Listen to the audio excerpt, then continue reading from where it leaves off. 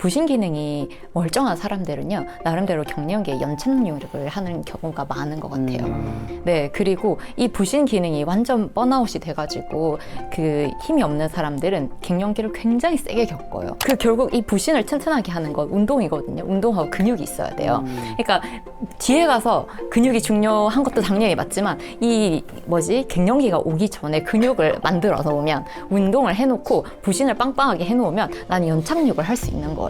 신기하게 우리 장내세균종은 다양성이 높을수록 좋다고 하잖아요. 질은 다양성이 높으면 안 좋아요. 진짜요? 네. 그래서 그 질 세균총을 건강하게 하는 방법은 저도 진짜 많이 찾아봤는데, 제가 여기서 조금 약간 방향을 살짝만 뒤집어 보면요.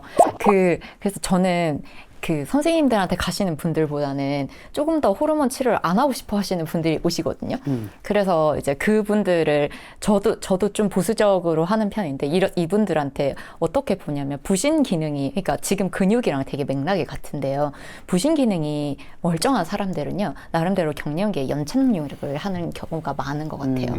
네, 그리고 이 부신 기능이 완전 번아웃이 돼가지고 그 힘이 없는 사람들은 갱년기를 굉장히 세게 겪어요. 그래서 이 사람들은, 그러니까 왜 그러냐면, 부신에서 만드는 난소의 기능이 떨어지면 그 여성 호르몬이라는 걸 어느 정도는 만들어내는데, 그걸 결국 부신이 만들어내야 되는데, 그 부신의 기능이 떨어져 있으면 당연히 여성 호르몬 만들던 것도 진짜 조금만 만들 테니까. 그러니까 이 부신이, 결국 이 부신을 튼튼하게 하는 건 운동이거든요. 운동하고 근육이 있어야 돼요.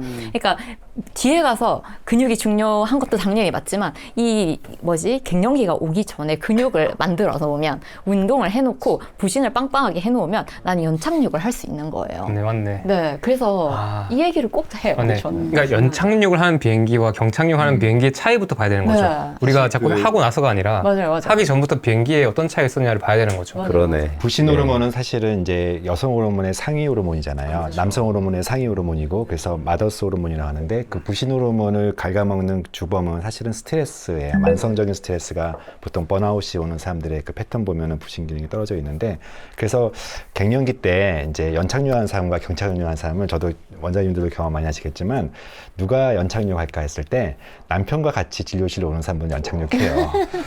아, 맞다. 그래서 남편과 이렇게 티키타카도 되고 같이 하는 분들하고, 남편 얘기하기 싫어하고 그냥 혼자서 우울증에 빠져 있고, 그냥 스트레스에 그냥 인생이 억울하고 너무 힘들어서 남편은 도움도 안 되고, 이런 분들의 삶은 확실하게 호르몬이 없다는 것에 너무 크게 느껴지고 경착륙 가능성이 좀 있는 것 같아요. 이제 그 언저리에 부신 호르몬도 있고 수면도 있고, 어떤 무너져 있는 사람들은 결국 운동도 안 하게 되고, 이런 부분이어서 결국은 건강한 30, 40대를 잘 보내는 게 갱년기를 또 마치 우리가 출산이 중요한 게 아니라 임신, 또 임신보다 임신 전이 중요한 것처럼, 결국은 지금 30, 40대, 그리고 어떻게 보면 10대 때부터 건강한 삶을 추구하다 보면은, 저는 개인적으로는 그게 연착륙시키는, 그래서 호르몬을 굳이 필요하지 않게 만드는 요인. 물론 유전적인 요인도 있어요. 그리고 초경이 좀 빨리 끝나면 폐경이 좀 늦어지고, 약간의 그 에스트로겐의 유전적인 요인이 굉장히 무시 못하고, 부모님들이 그러면 나도 그럴 수 있고, 이런 부분이 있는데,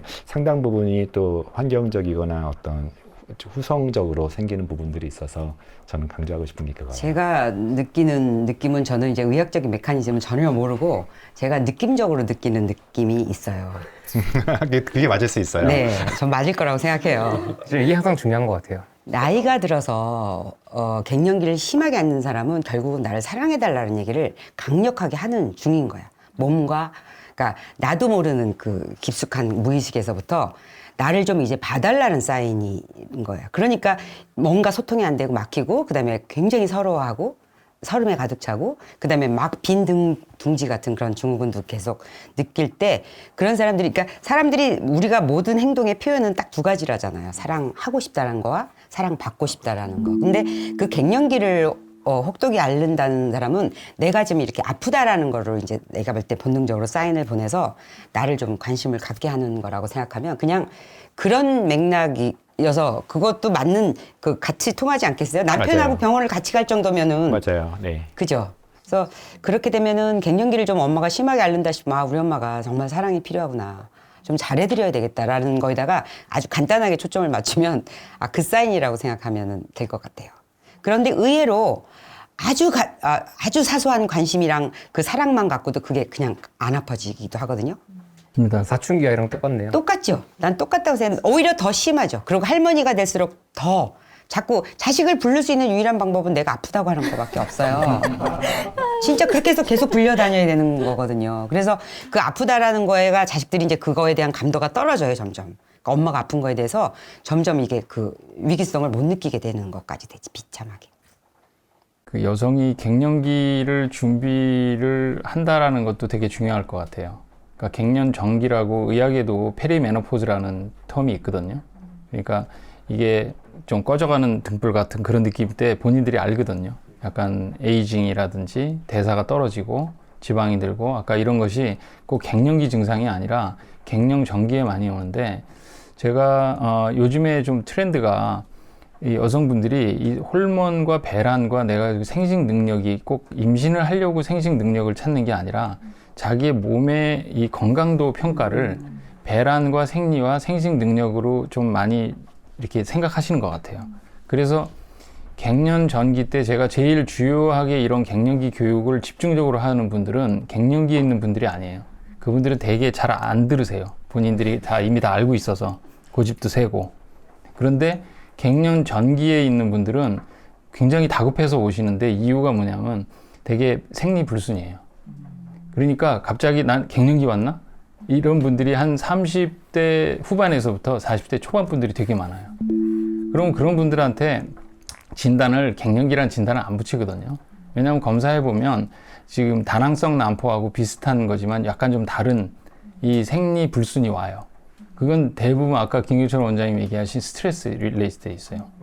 그러니까 굉장히 많은 스트레스 호르몬과 수면 장애와 불규칙한 식습관과 몸 관리, 육체의 몸 관리를 전혀 안 하고 하는 분들이 갑작스럽게 뭔가를 했다 안 했다 하는 과정이 다이어트라든지 그 목적이 분명히 욕구 베이스의 목적이 있는 거예요. 이런 분들이 생리불순이 오면 되게 그 갱년기 걱정을 하고 오시는데 그때 우리가 많이 측정해서 좀 도움을 드리는 게 난임 클리닉에 가면 AMH라고 하잖아요. 안티뮬라리안 호르몬이라고 그 수치가 난소에서 배란을 할 수 있는 능력을 약간 언제까지 할 수 있는지 나이에 따른 그래프를 그려줘요. 내가 평균인 여성도 있고 되게 떨어져 있는 여성도 있어요. 그러니까 조기 폐경의 약간 예측 표지자 같은 건데 그거를 해보면 완전히 떨어져 있지는 않아요. 그런데 생리불순이 와 있어. 이런 분들이 저는 갱년기를 잘 넘기게 예방해야 되는 1차 주 목적 대상이라고 생각해요.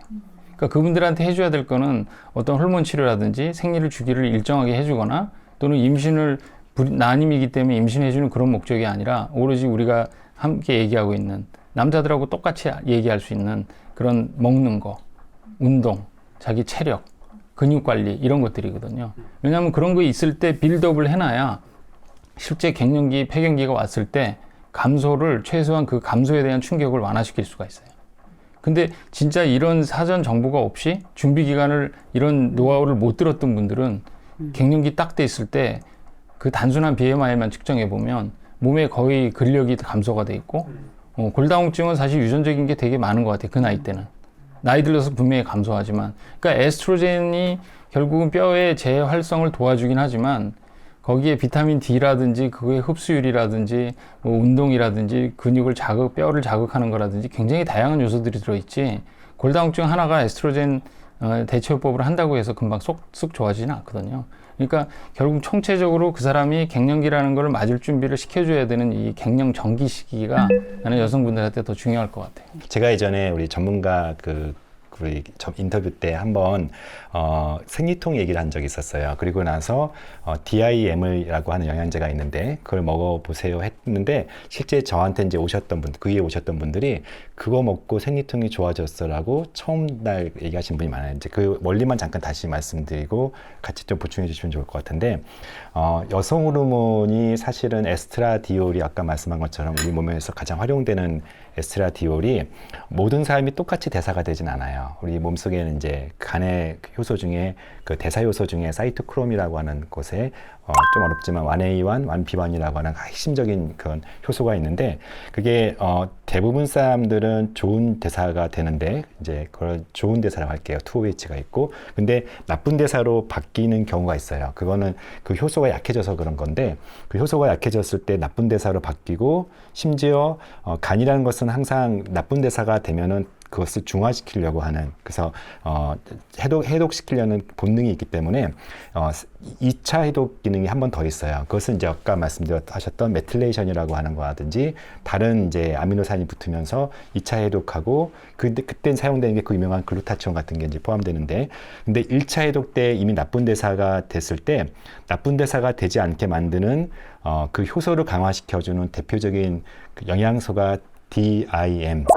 그러니까 생리통 심하신 분들은 또는 너무 젊은 나이에 유방에 혹이 있거나 자궁에 이제 문제가 있는, 즉 에스트로겐이 공격해가지고 독소가 되어서 뭐 생리통뿐만 아니라 질병까지 또는 그 사이에 다양한 월경증후군이라든지 이런 경우가 있을 때 뭐 자궁 성근증이나 성근증 자궁 내막 포함하고 뭐 등등 여드름까지 포함해서 모든 호르몬의 밸런스가 깨졌을 때 저희는 이제 보통 이제 자주 하지는 않지만 더치 테스트라는 게 있어요. 그래서 그 안에 대사를 보는 테스트가 있는데 그것까지 안 하더라도 DIM을 이제 그냥 우리나라에는 판매하지 않고 보통 직구해서 먹는데 그 DIM이 다이인도 메탄이라고 하는 것에 국내도 있어요. 국내에 이제 일부 이렇게 유통이 되더라고요. 그래서 있는데 그것에 이제 그 추출물인데 브로콜리 추출물이에요.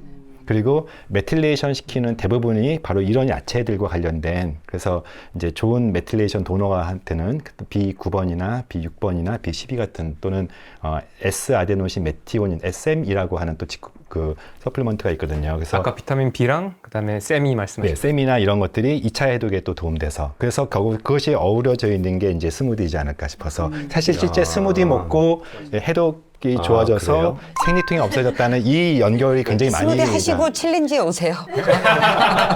그러니까 주요 성분이 DIM, 인돌3 카비놀 있을 거예요. 그런 게 스무디가 많이 포함되어 그 있죠. 십자화과 채소를 메인으로 한 채소 스무디라고 보시면 좋다. 되거든요. 내가 그런 거 찾았거든요. 네네. 진짜로 좋은 친구 만나게 에스트로겐이 좋은 친구 만나서 순하게 빠지는 쪽으로 맞아요. 유도를 해주는 게, 왜냐면 이게 경구용 피임약이나 아니면 호르몬 제제 드시는 분들의 대사에 좀 도움이 될 것 같아가지고 그래서 엄청 찾아서 찾은 게 아까 말씀드린 맞아요. 그거거든요. 근데 거기 브로콜리로 만든 맞아요. 그 성분이- 실제 20대 유방암들 제가 이제 오시면 그 더치 테스트 하면은 굉장히 나쁜, 가장 이제 독소가 높은 게 4OH라고 하는 굉장히 불활성한 이제 영어로 제노톡시시티, 그러니까 유전자도 나쁘게 만드는 그런 강력한 나쁜 대사로 가 있는 물질이 확 증가되어 있는 분들이 있거든요. 유전자의 독성이 된다고요? 유전자의 독소, 대부분 이제 궁극적으로는 메틸레이션 장애가 오면서 유전자 독소가 생기고 그것이 암을 복구 능력을 이제 보통 암이라는 것은 늘 생겨도 복구시키는 세포들이 있으면 되는데 그런 것이 떨어지는 과정 속에서 이제 젊은 유방암이나 젊은 자궁 질환들이 늘어나고 있어서 저는 그냥 질병까지는 아니어도 이 생리통으로 고통스러워하시는 자녀들이나 한번 이제 십자가 채소 아니면 좀 더 농축된 형태로는 DIM을 한번 해보시면 아마 굉장히 많은 좋은 경험. 이게 이제 우리가 약으로만 안 되고 약으로 할 수 없는 부분들이 일상생활에서 좋아진다는 팁을 좀 드리면 좋을 것 같아서 말씀드리는 거예요. 진짜 라이블리 스무디를 제가 거의 6년째 이렇게 많은 분들과 해오고 있다 보니까 그중에는 아무래도 여성분들이 많긴 하시거든요. 그러면 진짜 하나같이 저 한 달만 먹어도 하시는 얘기가 어머 생리통이 좋아졌어요. 그쵸. 네, 이 얘기는 정말 거의 대부분 하시거든요. 그러니까 그게 진짜 그럴 수밖에 없는 게 방금 김경식 원장님께서 설명해 주신 저런 그 메커니즘으로 십자가의 채소에 들어있는 아주 좋은 그 DIM이라는 성분이 그 에스트로겐을 좋은 쪽으로 빠져나가게 해주고요. 그리고 그 에스트로겐에만 작용하는 게 아니라 제가 그래서 이제 뭐 DIM도 당연히 좋은 방법이 될 수는 있는데요. 제가 이 십자가 채소를 그냥 드시라고 하는 이유는 여기에는 DIM 말고도 물질들이 들어있잖아요. 근데 이 아이들이 하는 일이 뭐냐면 생리통은 당연히 이 에스트로겐의 대사에도 당연히 연관이 있지만 뭐 플로스타글란딘이라고 하는 염증 물질이 이 난소를 약간 쥐어짜는 그 자궁을 쥐어짜는 그 느낌 때문에 생리통이 더 심해지는데 그 프로스타글란딘의 생성을 좀 줄이는데도 도움을 주고요. 그래서 여러모로 그 십자가 채소의 그 특징들이 염증을 줄여주는 것도 있거든요. 염증이 줄어들면 통증에 대한 민감도도 줄어들고 약간 그런 아주 복합적인 작용으로 생리통에는 되게 긍정적으로 작용할 수 있고 그리고 아까 말씀하신 에스트로겐을 잘 해독하는 방법이 될 수도 있어서 제가 여성분들한테는 정말 너무 악광고하시는 거 아니에요? 네, 그래서 제가 아니, 근데 뭐라고 찾아야 돼요? 라이블리 스무디라고 쳐보시면 라이벨리. 라이블리. 네. 아, 저 라이블리. 러블리인 줄 알았어요. 오늘 선생님이 김기동 선생님이 제일 수혜자다. 아니 정말 이런 제품을 좀 찾았었어요. 아, 근데 제품이 있는 건 아니에요. 제품이 있진 않고요. 레시피예요, 선생님. 그래요? 만들어 드셔야 만들기 되게 돼요. 어려워요. 누군가가 제품을 만들어서 팔더라고요. 그래서 관심 있으신 분들은 이제 해독혁명이라는 책의 내용이 자세히 있으니까 그 김기돈 선생님 포함하셔가지고 해독혁명 꼭 읽으시고요. 네이버 블로그에 이제 거기에 라이블리 선생님 블로그가 있거든요. 스무디 레시피 잘 나와 있어요. 근데 궁금한 게 혹시 그냥 뭐 본인한테만 테스트를 해보셨겠지만 임신 중이나 모유 수유나 산후에는 어떤 그 효과가 있을 것 같아요. 효과를 좀 보세요. 그게? 저는 진짜 임신 준비 중, 후 지금 다 먹고 있는데요. 저는 이게 되게 좋다고 생각한 게 저는 그 임신 때 거의 안 부었거든요. 임신 중에. 그랬던 것 같아요. 네네. 진짜 안 부었는데. 이게 잘 먹게 생겼는데 안 붙더라고요. 저는 이게 되게 우리 임신할 때 혈압이 높아지잖아요. 그렇죠. 그 혈압이 높아지는 분들이 있으시잖아요. 그게 이제 아기한테 조금씩은 높아지죠. 네. 어느 단계까지. 맞아요. 아기한테 영양분을 전달을 해야 되니까.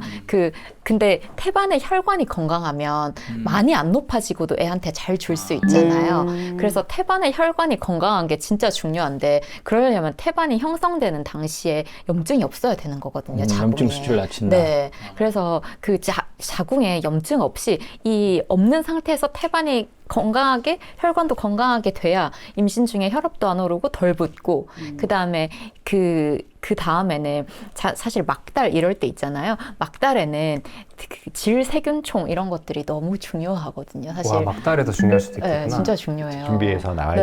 되니까. 이제 진짜 항상 중요하겠지만 네, 그래서 진짜 이때는 식이섬유가 너무 중요한데. 근데 이제 한 가지만 그 질세균총을 건강하게 만들어야 되는데 사실 그 마이크로바이옴 좀 보셔서 알겠지만 이게 생각보다 이렇게 유산균 먹는다고 쉽게 정착되지가 않잖아요. 맞아요. 이런 것들을 어떻게 보완할 수 있어요? 질세균총은요, 신기하게 우리 장내세균총은 다양성이 높을수록 좋다고 하잖아요. 질은 아니거든요. 질은 다양성이 높으면 안 좋아요. 진짜요? 네. 되게 달라요. 메커니즘이 좀 다르고요. 그래서 질세균총을 건강하게 하는 방법은 저도 진짜 많이 찾아봤는데 많진 않아요. 많진 않고 근데 식이섬유를 꼭 먹으라고 돼 있고 당분을 진짜 줄이라고 돼 있어요. 네, 그래서 당뇨병 있는 분들이 칸디다 질염에 굉장히 빈도가 높아요. 그걸로 좀 대변할 수 있을 것 같아요. 장캔디다 치료제 먹는 그런 약이 있잖아요. 네. 이테라코나졸, 플루코나졸. 아니 그 약 말고 아예 클렌징. 액상으로 돼 있는 그런 게 있는데 하도 캔디다 질염이 많이 와서 장 캔디다를 잡아보자 하고 장에 작용하는 그걸 먹여본 적이 있거든요. 근데 별로 효과가 없더라고. 근데 질내 세균총은 그게 그 락토바실러스라고 하는 유산杆菌이 그게 독특한 우리 몸의 보호 장치예요.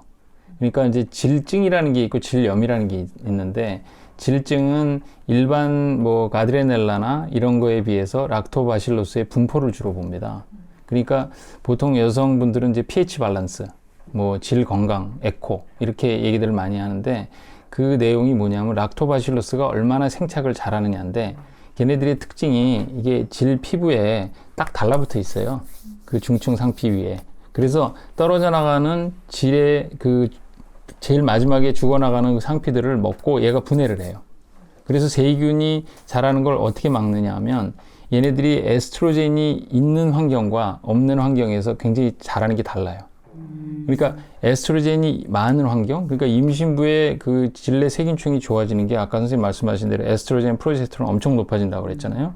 그러니까 환경적으로는 락토바실러스 유산杆균이 자라기 좋은 거예요. 근데 얘네들이 거기서 그 질내 에스트로겐에 의해서 이걸 대사를 하면 어떤 일이 생기냐면 H2O2 우리 과산화수소수가 거기서 나오는 거예요. 그러니까 이거는 사실 체내에 있으면은 이게 프리레디칼의 개념인데 얘네들은 일반 세균을 세포막을 그냥 파괴시키거든요. 그러니까 사실은 그 유산杆균이 단순히 존재하는 것 자체가 아니라 걔네들이 거기에 생착을 함으로 해서 분비되는 질내 환경이 pH가 되게 낮아요. 그래서 시큼하다고. 산도가 높아요. 그래서 이 산도가 높은 자체가 세균의 침입을 막아주는 거야. 그러니까 임신할 때 질에서 신기하다. 자궁이 열리고 있는데 그 균들이 뭐 보통 이렇게 생각하잖아요. 목욕할 때 탁 목욕하거나 배팅을 하면 물이 들어갈 것 같지만 그런 구조가 아니거든요. 세균도 못 들어간다는 거죠. 근데 곰팡이만은 유일하게 당을 많이 먹으면 잘할 수 있어요. 근데 세균성 질염은 안 생겨요. 거의. 그래서 이게 호르몬 자체가, 그러니까 원래 임신하기 전에 이런 질의 어떤 유산광균이 충분한 상태를 만들어주는 것이 되게 중요할 것 같고. 어떻게요? 그건 그러니까 아까 말씀드린 나빠지게 만드는 요소인 당의 독소, 모세혈관의 그 당의 독소를 좀 줄이는 거. 그 다음에 그 한 번 깨진 질내 그 환경을 되돌이키는 이 유산균 개발한 게 스위스에서 개발한 게 있어요. 질 유산균이 있어요. 그거를 넣어주면서 좀 재활을 시키고 질 유산균은 먹는 건가요? 아니면 이렇게 질 안에다가 넣어줄 수 있어요. 그래요? 그게 이제 스위스에서 개발한 것들이 실제 우리가 의학적으로 사용을 하고 보험에 급여까지 돼요. 그런데 이런 게 실제 다른 균들을 많이 갖고 있는 사람한테 직접적으로 항생제를 쓰는 것만큼 도움은 안 되지만 근데 좀 애매한 경계선상에 있는 사람들한테는 유산광균을 증식시키는데 유산광균 덩어리를 넣어주는 거거든요. 그러면 굉장히 도움이 됩니다. 제가 갭스 번역하면서 되게 주목했던 부분이 하나가 뭐냐면 거기서 저자가 강조하는 것 중에 하나가 그 여성들 있잖아요. 여성들한테 캐피어 같은 이런 캐피어나 이런 뭐 요거트 같은 거 있죠. 그런 것들 욕실에 놔두고 그거를 그 질 같은 데다가 샤워하고 나서 그럴 때 바르라고 얘기를 많이 해요. 이것들을 사실 옛날에 되게 그런 것들을 했었는데 요즘에 너무 안 하고 있다. 그래서 이런 것들에 대한 이야기를 하는데 사실 지금 떠올려보면 어렸을 때 어머니들께서 목욕탕 가시면 요거트 들고 가셔가지고 했던 전 그 기억이 있거든요. 그거는 얼굴이랑 마사지 그게 하거든요. 어떻게 기억이 있을 수가 있죠?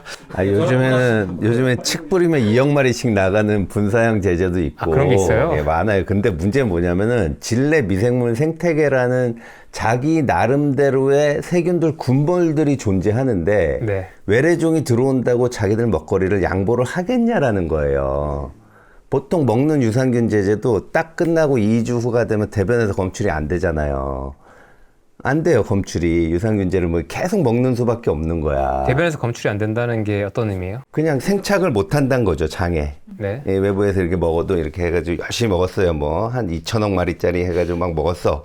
근데 딱 중단하고 먹을 때는 나와요, 대변에.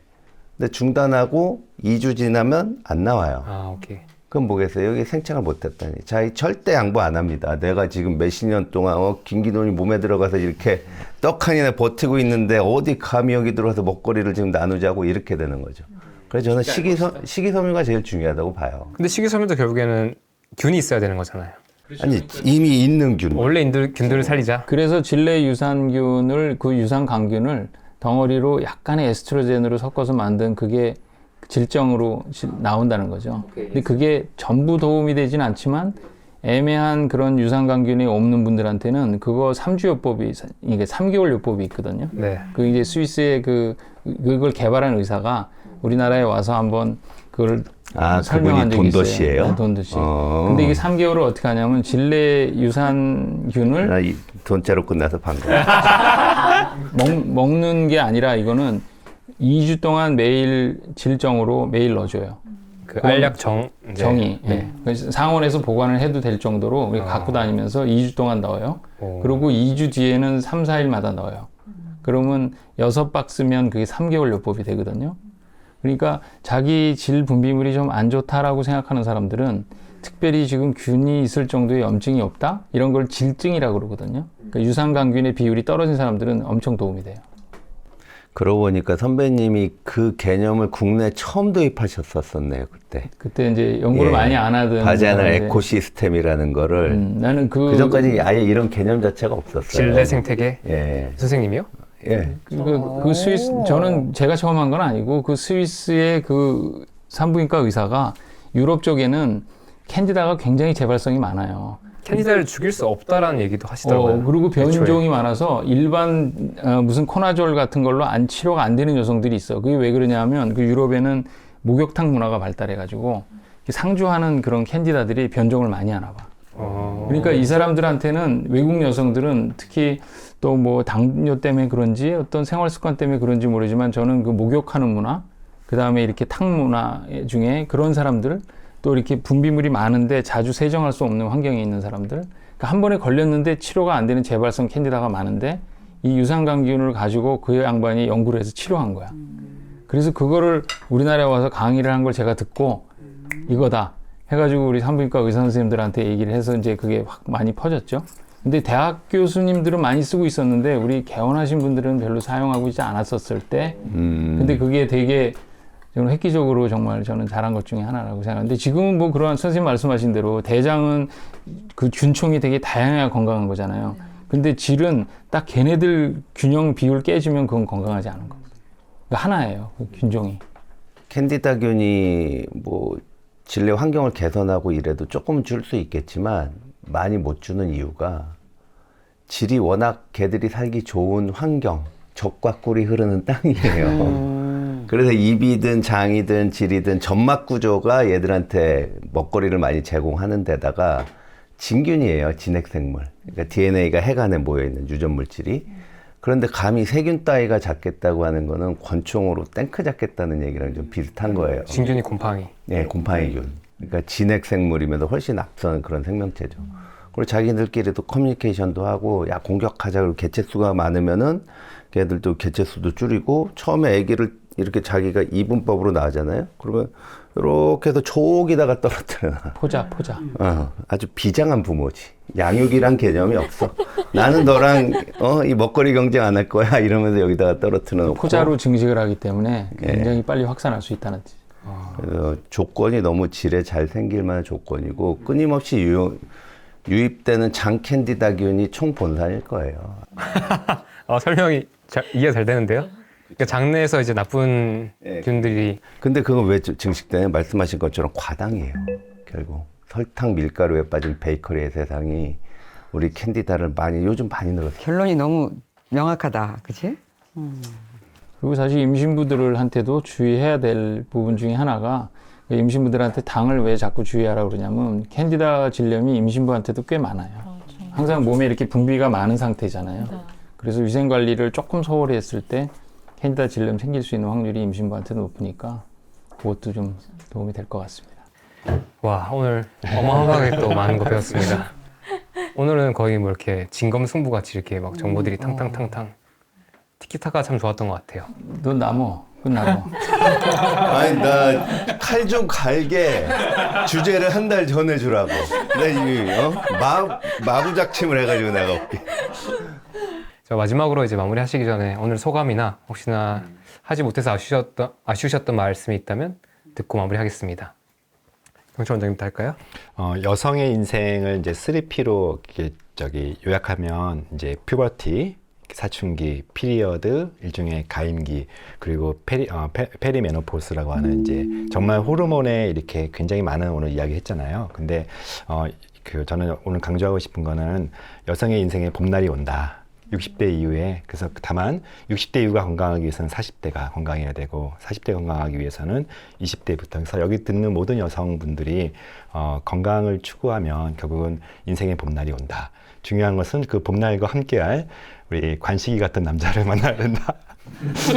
마치도록 하겠습니다. 와.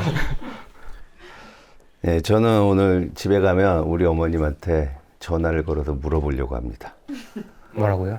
아주까리 기름 먹었는지 들기름 먹었는지. 아무튼 오늘 즐거웠고요. 우리 에리 누님이 이렇게 또 너무 맛있게 차려주셔서 특히 이게 진짜 맛있네요. 멸치가. 멸치가. 3번 계속 나오는. 예, 맛있죠. 예. 다음 달에 나오시면 또 뭐. 감동이었습니다. 감사합니다. 멸치볶음 레시피는 여기에 여기 되어 있습니다. 예. 네, 저는 오늘 되게 이 출산하고 이렇게 카메라가 여러 대 있는 자리는 되게 처음이어가지고 되게 설레는 마음 반, 긴장되는 마음 반으로 왔는데 이렇게 너무 맛있는 음식 해주시고 해서 너무 좋았고, 그리고 사실 저는 이 임신을 해보니까 여성에게 있어서 이 호르몬에 관련된 문제, 그리고 생애 이 너무나 중요한 이 출산이나 뭐 이런 거 기간에 있어서 그거에 대한 준비를 할 수 있다는 거, 그거에 대한 지식을 이렇게 미리 알 수 있다는 거 정말 축복이라는 생각이 들거든요. 네, 그래서 정말 많은 분들이 도움이 되셨으면 좋겠습니다. 너무 값졌어요. 우리가 이런 좋은 이야기를 서로 배우고 나눌 수 있는 이런 시간 마련해 주신 게 너무 감사하고요. 그 유대인들은 그런 전통이 있다고 그러죠. 부모님한테 이제 모든 교육을 받고 그걸 물론 종교적으로 성서를 통해서 교육을 받는데 그 사람들의 교육의 특징이 장소가 밥상머리 교육이랍니다. 근데 밥상머리라는 게 사실은 이 집밥에 이런 식탁에서 둘러서 나오는 이야기들이 정말 우리의 그 몸과 우리의 영혼에 정말 다 양식이 되는 그런 좋은 이 재료들인 것 같아요. 그리고 그 이런 그냥 밥상이 아니라 정말 이런 집밥을 정말 오랫동안 이렇게 노하우 쌓아주신 거를 이렇게 흔쾌히 우리한테 이렇게 허락해 주신 것도 너무 귀하고 감사한 일이라 다시 한번 또 그 감사함이 그냥 뿜 올라옵니다. 감사합니다. 아유, 초대해 감사합니다. 저는 오늘 얘기를 들으면서 그러니까 뭐 반은 알아듣고 반은 못 알아들었죠. 근데 어쨌든 전 맥락으로 알아듣는 사람이라 그 제 일생이 이제 어쨌든 그 어릴 때부터 시작해서 지금 이 시점에서 제가 놓고 봤을 적에 그것들 다 지난 거네요. 응? 그 계속 겨루던 시절을 지나고 지금의 내 시점에서 지금 요즘 내가 영어 공부 열심히 하는데 지금 내가 느끼는 느낌 I'm worth it. I'm deserve it. 진짜 내가 지금 딱 그런 걸 누릴 자격이 있는 사람이라는 거를 지금 내가 말하자면 평가서처럼 낼 때가 갱년기를 지난 우리 때가 아닌가 생각이 드는 거예요. 왜냐하면 그 전에 그거에 대해 초점이 바뀌면 이제 내가 그 가치가 없이 느껴지고 이제 그런 쓸모가 없이 느껴지는 게 아니라 오히려 그걸 다 겪고 이제 거기서 이제 벗어나서 진짜 I'm worth it. 진짜 그 모든 것들 이제 내 세상을 누릴 수 있고 그다음에 그걸 충분히 deserve it.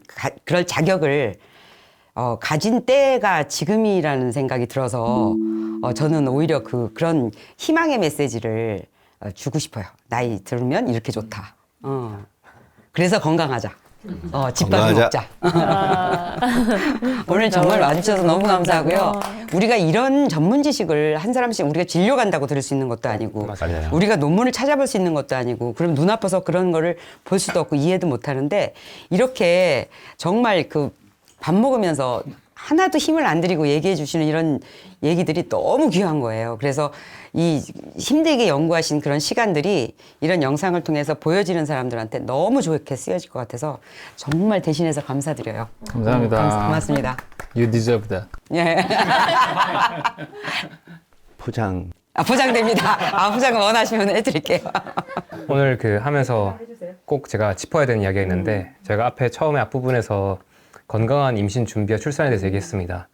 근데 그 보시는 분들한테 꼭 이제 얘기하고 싶은 게 이 주제가 민감한 주제예요.